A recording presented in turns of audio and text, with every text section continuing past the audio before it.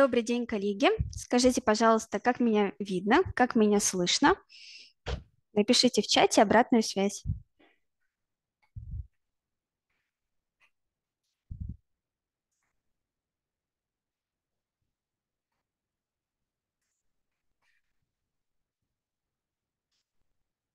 Отлично. Добрый день. Здравствуйте.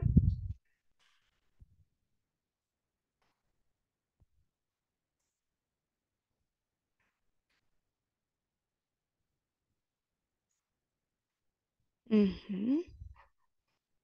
Ну что, давайте начинать.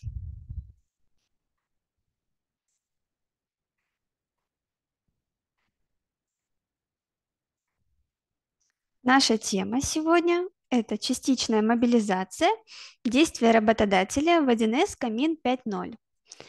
Что хотелось бы сразу сказать, коллеги, давайте договоримся, что все вопросы вы задаете после презентации. Если какие-то вопросы возникают в ходе презентации, вы пишите в чат, и в конце вебинара мы прочитаем чат, ответим на все вопросы. Что касаемо темы. Тема у нас про мобилизацию. Мы будем рассматривать законодательство, но очень обобщенно. То есть у нас с вами будет именно рассмотрение действий в программе. Если есть какие-то вопросы по законодательству, ну, вы можете их задать, но я не уверена, смогу я на них ответить или нет. То есть если я знаю, что есть какие-то разъяснения, я вам отправлю их на почту. Вот. Пожалуй, это все. Начнем. Что мы сегодня будем рассматривать? Это основные требования законодательства, то есть что нужно знать работодателю 100% для того, чтобы правильно оформить мобилизованного сотрудника. Рассмотрим общий порядок действий на время мобилизационных мероприятий и на время самой службы. То есть когда у нас сотрудник проходит мобилизационное мероприятие, это один вид времени, например, да, и это один вид оплат, а когда он у нас начинает служить, там у нас немножко будет другой порядок действий. Далее рассмотрим отражение кадровых изменений в программе, а именно приостановление трудового договора, табель рассмотрим, СЗВ ТД, СЗВ стаж и отпуска. Также будем рассматривать взаиморасчеты с мобилизованными сотрудниками, ну, то бишь выплаты за время мобилизационных мероприятий, расчет взносов, НДФЛ и так далее. Переходим к первому этапу. Это основные требования законодательства. Что нужно знать работодателю? Это то, что он должен сохранить средний заработок на период мобилизационных мероприятий, то бишь до начала службы, в соответствии со статьей 5 Федерального закона от 28 марта 1998 года номер 53 ФЗ. Точный период мобилизации следует уточнять в военкоматах. Это вопрос очень острый, и, к сожалению, ни у кого на него нет точного ответа, поскольку, как мы с вами знаем, да, мобилизационные мероприятия должны проходить около 2 недель, но на практике случается совершенно иначе. И чтобы наверняка узнать, когда ваш сотрудник ушел на фронт, нужно набрать военкомат и уточнить конкретно по сотруднику, когда он уже начал служить. Далее, запрет на увольнение. То есть мы не можем уволить сотрудника по инициативе работодателя в связи с мобилизацией. Запрет действует на всех сотрудников, в том числе принятых после 21 сентября 2022 года, а также на сотрудников, проходящих испытательный срок, получивших уведомление о сокращении, но продолжающих работу и заключивших срочный трудовой договор. Третье, что мы должны с вами помнить, это на момент мобилизации заключить приостановление трудового договора с сохранением рабочего места за сотрудником.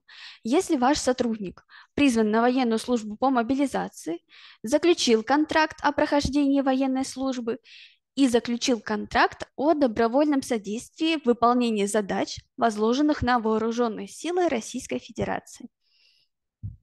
И рассмотрим общий порядок действий работодателя на период мобилизационных мероприятий. То есть мы точно должны понимать, что у нас есть два периода. Это мобилизационные мероприятия и это сама служба. Так вот, сейчас будем рассматривать первый период. Работодатель должен издать приказ в соответствии со статьей 170 Трудового кодекса Российской Федерации пунктом 2 статьи 6 Федерального закона от 28 марта 1998 года номер 53 о воинской обязанности и военной службе. В программе данный функционал не реализован, поэтому форму нужно будет составить вручную, и она будет выглядеть следующим образом. То есть вы указываете, что это приказ об освобождении работника на период в связи с отбытием на военные сборы в соответствии с такой-то статьей, ну и так далее. То есть все, что на этом слайде указано. Если что, будет запись вебинара на нашем канале. Также мы можем скинуть презентацию на почту, если вы ее укажете в чате. То есть сделаем рассылочку и дадим вам нашу презентацию, чтобы у вас в любой момент был к ней доступ, вы зашли, посмотрели, ага, мне нужно сделать сейчас это и это. То есть чтобы у вас всегда было это под рукой, даже если нет интернета и нет возможности зайти на наш YouTube-канал. Второе, что нужно сделать работодателю, это на время прохождения мероприятий в табеле учета рабочего времени указать код Г как выполнение государственных обязанностей. Третье, что должен сделать работодатель, это сохранить средний заработок на время мобилизационных мероприятий. И четвертое, соответственно, удержать НДФЛ и исчислить страховые взносы с этого среднего заработка до начала службы. То есть с начала мобилизации до начала службы. Что необходимо затребовать у сотрудников в качестве подтверждающих документов?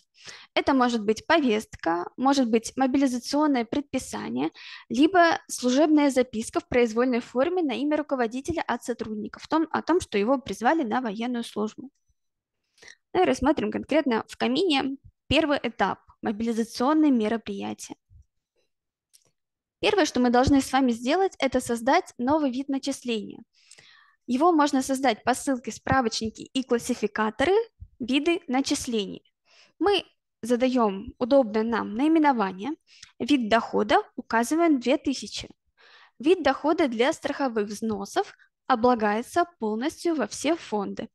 И также в этом начислении мы должны указать базу, с которой будет исчисляться наш средний заработок. В моем примере это просто оклад. У вас сюда могут входить премии и еще какие-то дополнительные начисления, которые входят в вашу базу для того же отпуска, да, для расчета отпускных. И как мы начисляем оплату по среднему? Естественно, это документ начисление по среднему. Находится он по ссылке «Расчет зарплаты», начисление по среднему. Здесь мы выбираем следующие опции. То есть указываем сотрудника, вид расчетов у нас другие расчеты, гособязанности, и вид времени – это Г. Я сейчас сделаю акцент на важных полях, которые влияют на результат, к которому мы с вами хотим прийти. А мы хотим прийти к чему? К тому, чтобы у нас в табеле правильно отражался вид времени, к тому, чтобы у нас был рассчитан средний заработок на время мобилизационных мероприятий, и к тому, чтобы мы сотруднику произвели правильно выплату исчисления взносов и НДФЛ за время мобилизационных мероприятий. То есть здесь мы указываем обязательно правильный вид расчета, правильный вид времени. В настройках обязательно снимаем галку «Не проводить время». Эта галочка всегда ставится автоматически. Так вот, для того, чтобы нам в табеле зафиксировать правильное время, то есть букву Г, да, что сотрудник находится, исполняет гособязанности, мы должны снять эту галочку. Тем самым программа поймет, что, ага, значит, мне нужно это время зафиксировать в табеле.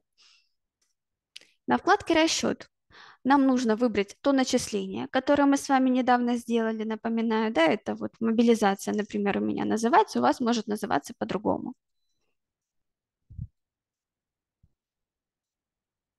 Проверяем расчет самого среднего. То есть вы обязательно проверяете базу, все это мы опускаем, потому что, я думаю, вы и так знаете, как это все делается. И после этого можем уже посмотреть табель учета рабочего времени. То есть у нас сотрудник отбыл какого числа? На сборы, да, 25 сентября. Соответственно, в табеле с 25 сентября у нас должен проставляться код Г. Так и есть. И что касается выплаты, тут такой спорный момент немножко, ну, как мне кажется, потому что, смотрите, по законодательству мы не позднее дня приостановления действия трудового договора обязаны выплатить работнику зарплату и причитающиеся ему выплаты в полном объеме за период работы, предшествующий приостановлению. Ну вот и тут такой момент, а приостановление, да, вот оно в какой момент возникает? В момент, когда сотрудник начинает служить, то есть в момент начала службы. То бишь мобилизационные мероприятия сюда уже не входят. У нас мобилизационные мероприятия будут обозначаться кодом Г, то есть там либо 2 недели, либо какой-то другой срок, и по прошествию мобилизационных мероприятий у нас будет наступать приостановление трудового договора. И вопрос, когда делать выплату? Мы же можем фактически сделать выплату на дату окончания мобилизационных мероприятий. Почему бы и нет, да? То есть тоже как бы логично. Поэтому выплату я рассмотрю сейчас, а не после создания документа приостановления трудового договора. Нам просто так с вами будет проще сейчас ну, во-первых, запомнить цифры, до которых у нас были, во-вторых, проследить вот всю цепочку, чтобы у нас было исчисление среднего, чтобы у нас был расчет НДФЛ и расчет страховых взносов. И непосредственно сам документ выплаты тоже рассмотрим, как мы его будем заполнять, и рассмотрим, как у нас будет исчисляться НДФЛ с этого начисления, которое мы сделали, с начисления мобилизации. Начисление зарплаты мы делаем в стандартной форме, то есть через документ табель. Здесь у нас будет рассчитана зарплата сотрудника за сентябрь, то есть до начала мобилизационных мероприятий. Программа видит, что у него 16 дней. Если мы вернемся в табель, мы увидим, что да, он отработал 16 дней, то есть остальные дни у него были как выполнение государственных обязанностей. Программа рассчитывает заработную плату. И что касается НДФЛ, смотрите, так как мы для мобилизации указали код дохода 2000, то НДФЛ будет исчисляться в документе НДФЛ. Почему, да, вот мы, главное здесь не запутаться с межрасчетными выплатами и с выплатой заработной платы. То есть межрасчет, да, у нас бы посчитался в документе выплата, но так как мы для мобилизации указали код дохода 2000, и сделали расчет в месяце сентябре, то есть на сентябрь, несмотря на то, что мы указали период мобилизационных мероприятий 2 недели, то бишь окончание это будет 8 октября. Программа все равно на момент расчета этого документа будет затягивать НДФЛ в документ за сентябрь. То есть не на октябрь, не на 8 число, когда заканчивается период, не на дату выплаты, а именно за сентябрь, то есть на 31 число, на 30 число. Вот наш документ. НДФЛ. Давайте посмотрим. У нас с вами итого исчислено получается 36 705, умножим на 13%, получим, соответственно, сумму 4772 рубля. То есть это будет наш НДФЛ и с мобилизацией, и с заработной платы. Вот как бы это начисление назвать, мобилизация, да, ну, вот, начисление в период мобилизационных мероприятий. Ну вот как-то так, чтобы вы не путались. Но я назвала по-простому мобилизация. Вот. И теперь мы делаем документ выплаты. Документ выплаты мы делаем с видом операции выплата заработной платы. Заполняем его автоматически, у нас подтягивается сумма к выплате, то есть наш начисленный, да, оклады плюс оплата за дни мобилизации минус НДФЛ. Ставим галочку «Выплачено», как бы и на этом все. Что касается страховых взносов, точно так же переходим, как мы всегда делаем в конец месяца, заполняем этот документ за сентябрь и проверяем, что по этому сотруднику у нас верно исчислили страховые взносы, потому что я вижу, что у нас здесь база правильная, то есть та сумма, которую мы начислили, соответственно, взносы у нас тоже начислены правильно. И это, пожалуй, все, что касается периода мобилизационных мероприятий. Давайте, наверное, может быть, сейчас рассмотрим вопросы по этому пункту, если у вас возникли касаемо отражения в программе каких-то операций. Давайте подождем пару минут, я посмотрю чат.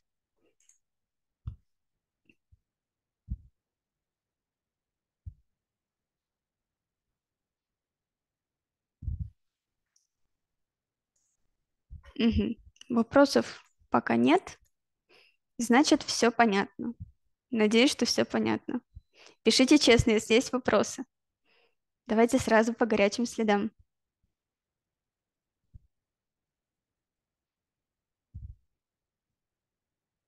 Ага. Ну, хорошо. Значит, переходим дальше. Сейчас будем рассматривать отражение кадровых изменений в программе именно в период мобилизации. Но сначала рассмотрим с вами несколько законодательных моментов касаемо приостановления трудового договора. То есть мы знаем, что у нас в Трудовой кодекс добавили статью 351.7, регулирующую трудовые отношения с мобилизованными работниками. В случае призыва на военную службу по мобилизации действия трудового договора с сотрудником приостанавливаются на период прохождения службы и возобновляются в день возвращения на работу. Также мы знаем, что в период приостановления действия трудового договора за работником сохраняется место работы, и при этом работодатель может заключить с другим сотрудником срочный трудовой договор на время исполнения обязанностей отсутствующего работника. Важно, мы помним, да, что нельзя расторгать трудовой договор с работником по инициативе работодателя.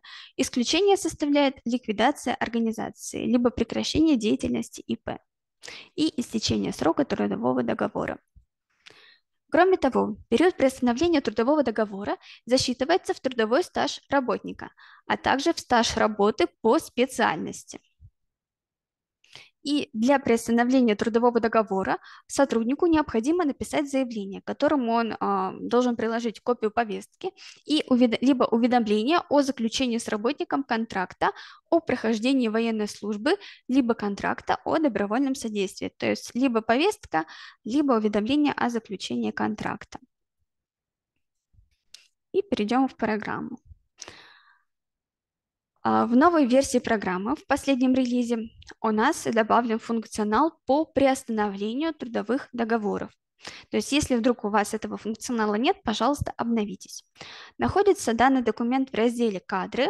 Опускаемся с вами вот в самый низ, там «Кадровые приказы», «Приостановление либо возобновление трудовых договоров». Создаем данный документ, выбираем вид приказа.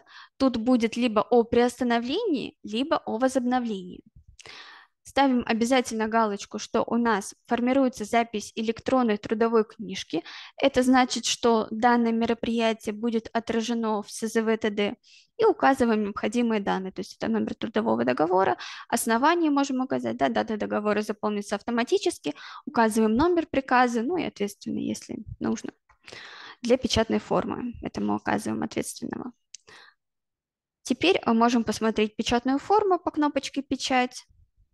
Если что-то необходимо дополнить, дополняйте уже в ручном режиме. И посмотрим табель. В табеле мы четко видим, да, что у нас сначала было выполнение государственных обязанностей, а когда мы сделали документ приостановления трудового договора с 9 октября, то, соответственно, в табеле у нас проставился новый код. Ну, кто как этот код фиксирует, либо приостановление трудового договора ПТД, в Камине решили остановиться на варианте приостановления договора, то есть код ПД. Что касается СЗВ ТД, ну, я думаю, вы уже все в курсе, да, что у нас, если договор приостанавливается, то формируется мероприятие с кодом приостановления. А когда договор возобновляется, то формируется запись с кодом возобновления. Но этот проект по внесению поправок в СЗВ ТД еще не утвержден. Планируемая дата – это 24 октября. Ага, подождите.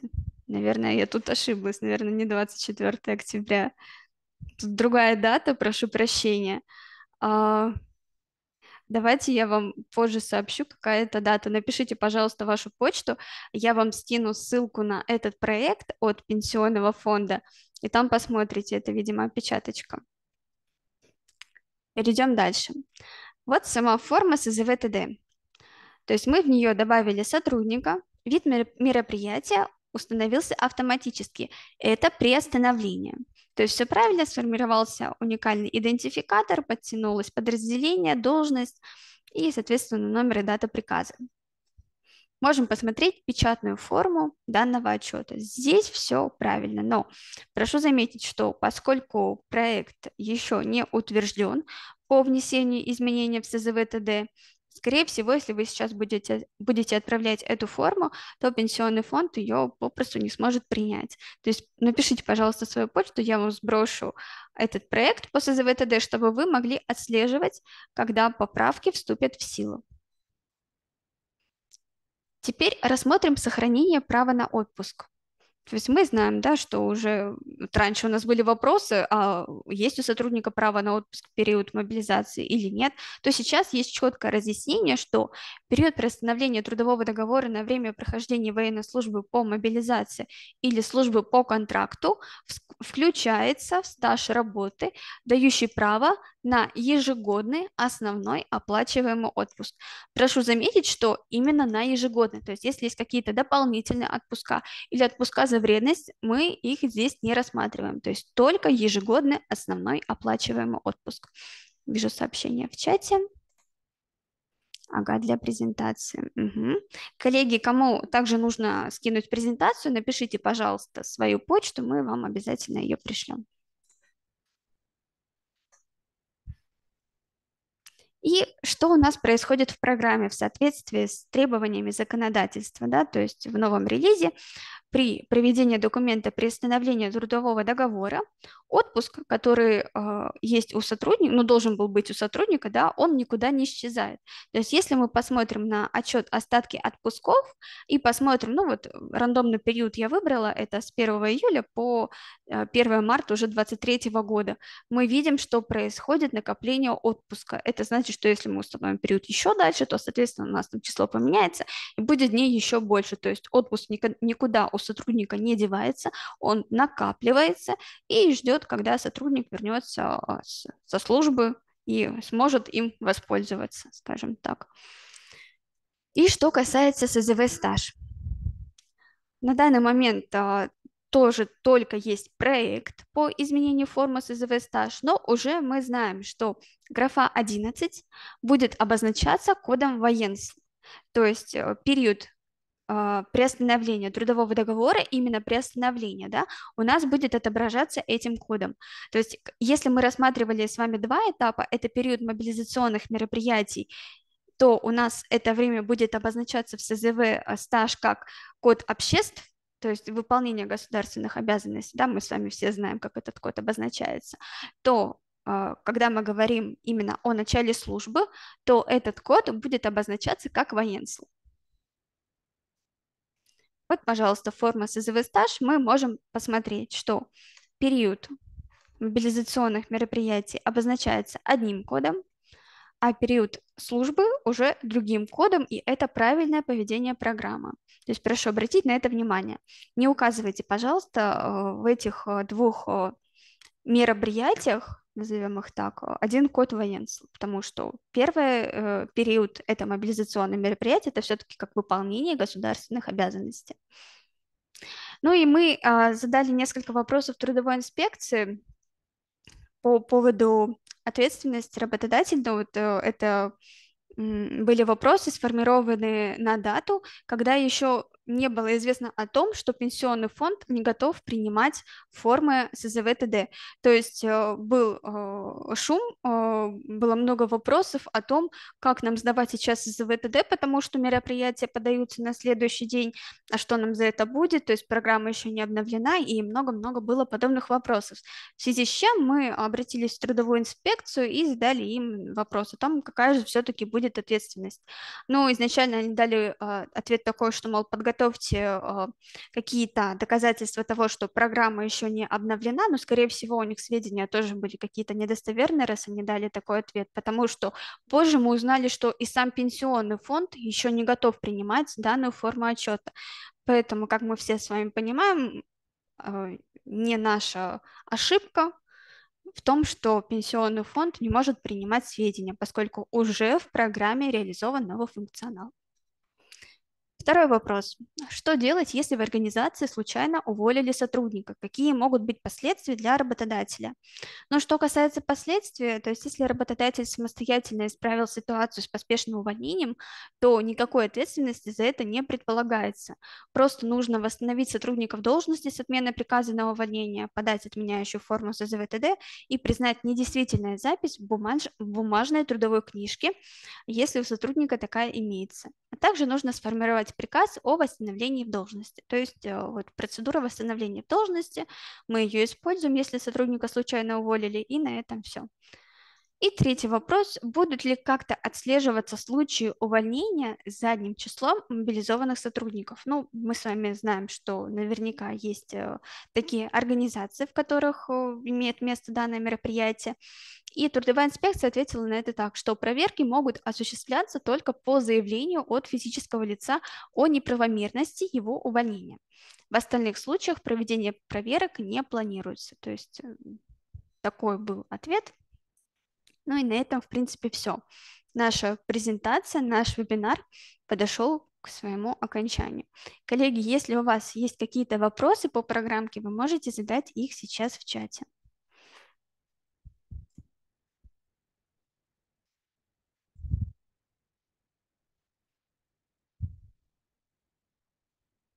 Также сейчас в чат наш маркетолог вам скинет ссылочку. Пожалуйста, перейдите по ней и ответьте на несколько вопросов, насколько для вас был полезен данный вебинар. Узнали ли вы что-то новое или хотите просто поблагодарить, потому что мы знаем, как по камину не просто находить ответы. Да, мы можем позвонить им на линию консультации, мы можем почитать форум, но это все там вырвали кусочек, что-то у себя в голове собрали, правильно, неправильно, так и сделали. Вот, а здесь мы вам постарались представить более структурированную информацию, такую шпаргалку по камину на всякий случай, чтобы она у вас всегда была под рукой. Также Камин еще проводит платные видеоролики на тему мобилизации.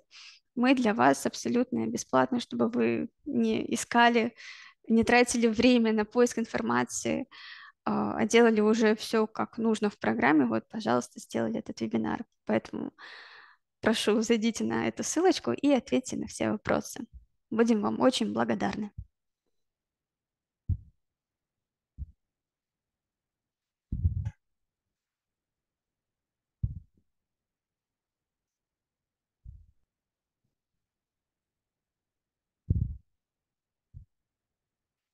Вопросов я вижу нет. Надеюсь, что все понятно. Давайте с вами договоримся. Вы мне сейчас даете обратную связь, все ли было понятно, все ли было доступно, объяснено. И мы на этом с вами закончим вебинар.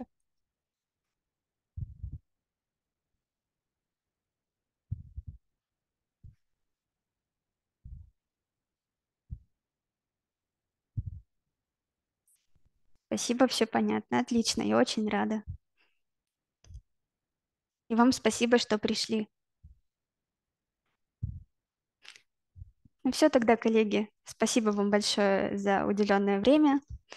Очень надеемся, что это вам все будет подспорьем в вашей работе и сэкономит время, поскольку у бухгалтера и так времени очень мало, а задач много.